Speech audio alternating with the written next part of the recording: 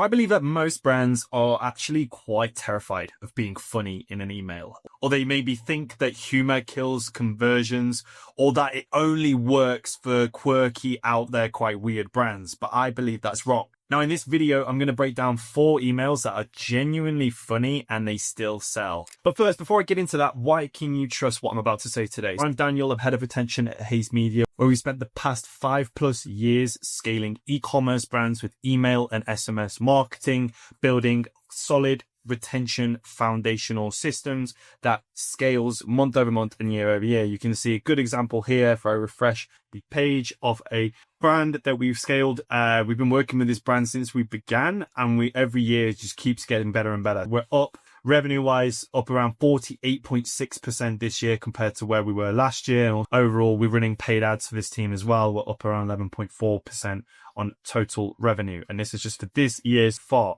Now, if you want to scale your e-commerce brand and find out where you're leaving money on the table, we're currently running retention audits for your e-commerce brand. All you have to do is book a time to chat by going to the website hayesmedia.co or click the link in the description, and I'll see you on that call. Now, an important point to bring up front before I get into the main bulk of this video is that these emails I'm about to show you aren't funny by accident, because they're actually engineered. Every joke is doing a job, and every laugh helps lower resistance and helps build trust with your subscriber. And once you see the pattern, you can't unsee it. Why does humor work, right? Why is it important that we use humor in some of our emails? When it's done properly, first, it grabs attention. It stops the scroll, because genuinely nowadays the inbox is an overcrowded and quite boring place. It's where work emails happen. It's where they're spammed constantly with promotions, maybe even some phishing attempts to try and steal their data. It's really not a nice place to be.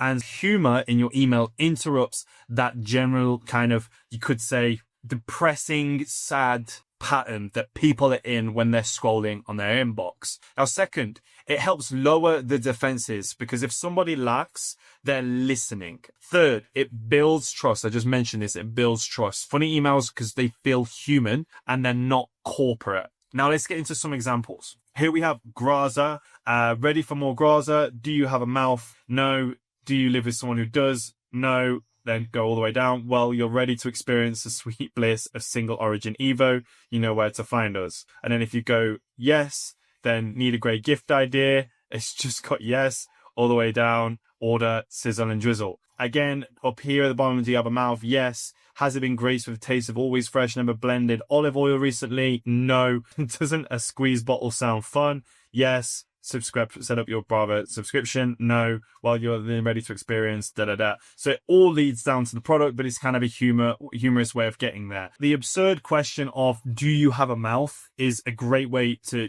interrupt the pattern. It's also serves a little bit of a jarring hook that forces the reader to stop scrolling and pay attention to the email. 2, it has a gamified structure, which we've just gone through. The flowchart format turns the email into a little bit of an interactive game. Now, 3, the illusion of choice. No matter what path you take, you end up at a reason to buy. And it feels quite playful, but the outcome is controlled. Now, I'm not saying this is the best ever funny email that's ever existed on planet Earth, but I do think it is quite creative. And it's also, we talked about this in another YouTube video around using infographics and flowcharts in your email to create more of an interactive experience. Will this work all the time? Maybe not. But if you haven't tried it yet, you should definitely give it a go. So your second example is Aura Bora. I'd actually say this is one of my favorites. I'm a sucker for memes. I'm a sucker for very simple jokes. Like literally like anything very simple makes me laugh, and more random things make me laugh. And this is probably a really good example of a very random email.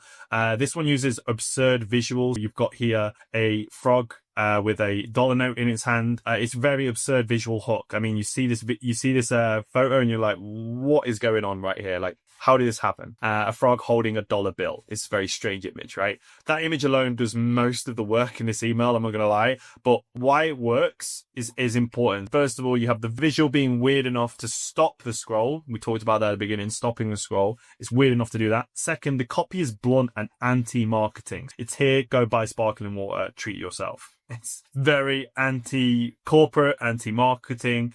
It's almost very human and personal. Third, it reads like a message from a strange friend and not a brand. I don't know if you guys get, I mean, I get these all the time on Instagram, like very strange reels that only my friendship group find funny, maybe. And sometimes things like this, it has that same vibe, that same energy as if you were to get a message from a good mate. Now, this humor signals confidence, and usually in marketing, confidence sells. So I think this is a great example. If you haven't tried something simple like this, with an absurd visual hook, anti-marketing copy, meme culture, then try it out for your brand. Really works well. You can go check out Aura Bora for some of their examples. Now, the third point, probably you guys have seen this if you're in the marketing world, in the e-commerce brand world, you know about Liquid Death. I love their emails. I love their copy. And I think this one really is very niche because it works well because solely they are Liquid Death. Now, they break the fourth wall and they turn the email writer into a character. Liquid Death, we're worried about you. Hey, it's me, the guy who writes all these emails from your Liquid Death. Listen, I don't like to break character like this, but did you die or get kidnapped or something? Seems like you're about to finish checking out the site and you just stopped. Hope everything is cool. If it is, you should finish your purchase so I don't get sent back to the ice mines again. Thanks. And yeah, it's just showing the product that they looked at last. It's really cool. In this case, it's meta-narrative. It breaks the fourth wall with specific character, the guy who writes all these emails, who jokes about being sent to ice mines, turning a boring, abandoning email into entertainment. The email is also very self-aware. And, I think this part, the intro here, is very self-aware. And again, self-aware is always used in comedy. And they use aggressive humor that matches their brand. I'd say not aggressive humor, but in a sense it is like, did you die or get kidnapped or something? I know that kind of language wouldn't work for every single brand. Maybe Death Wish Coffee would also use something similar around this as another brand that I know about. Again, they're radically honest. Basically, by labeling, their cross-sell section more stuff you don't need, they disarm the reader's skepticism with refreshing anti-sales reverse psychology. Can you see the pattern in this humor? It's like anti-marketing, anti-sales. By doing that, you have a reverse psychology effect where you're actually selling. It's really clever. And I think this is how comedians, when you watch a stand-up comic,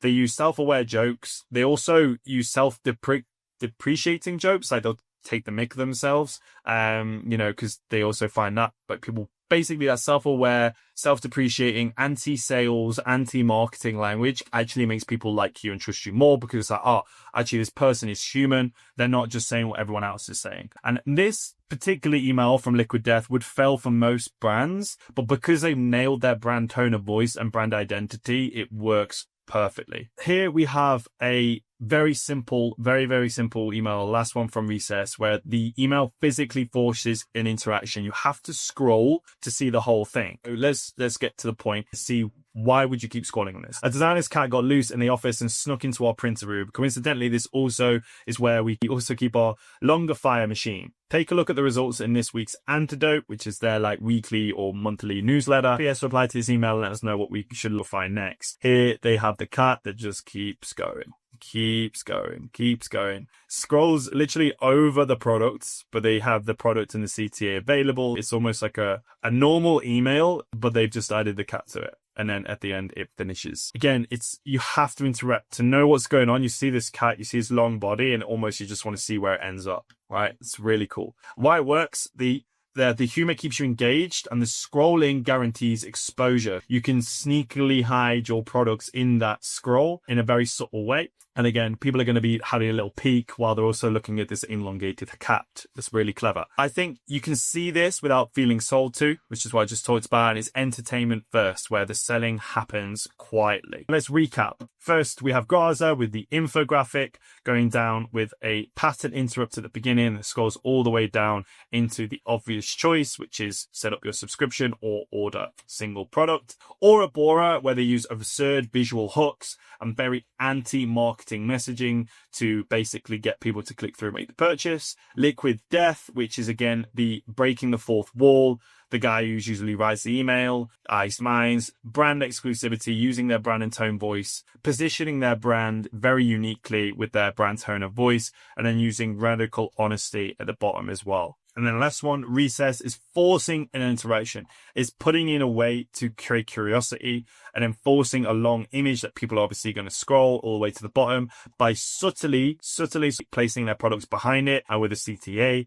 and then, subtly selling their product as well in the email. Now, the lesson here before I wrap up the video is not to be funny. That's how brands mess this up. The lesson is this: humor is a delivery mechanism and structure is what does the selling. Every one of these emails that you've seen today does this. It has a clear hook, a controlled path from the top of the bottom to the top of the email to the bottom of the email, and a product moment that feels natural to the reader. Because in this case, the funny is just the coating. It's just the wrapper that goes around the email. Now, if you're a brand sending safe emails and wondering why performance, your CTRs are low, your conversion rates are low, you're wondering why performance is flat, then this is your sign. You don't need to be a comedian. You need intent behind the joke. And at Hays, this is what we do. We create creative emails, strategic emails like this, all of our brands. And we also build retention systems for 7, 8, and 9-figure brands in e-commerce. It's strategy first and it's execution second. And if you want a clear view of where your email is leaving money on the table,